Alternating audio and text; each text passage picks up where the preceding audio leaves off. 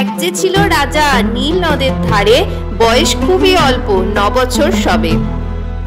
Tutankhamun নাম তার, খ্যাতি বিশ্ব জুড়ে, দেব দেবীর গান শুনতেন মিশর মন্দিরে। তারপর একদিন এলো সেই রাত, 19 বছর বয়সে মৃত্যু সংবাদ। অকালে চলে গেলেন সোনালী রাজ্য ছেড়ে, 1000 বছরের গল্প মমিবদ্ধ করে। ইতিহাসের নতুন চ্যাপ্টার, সমাধির আবিষ্কার। হাওয়ার্ড কার্টার ঘটালেন একটি বিস্ময়, মণি মাণিক্য অলংকার সবই গেল পাওয়া। ঘুমিয়ে আছেন তুতেনখামেন সোনালী বাক্সে মোড়া।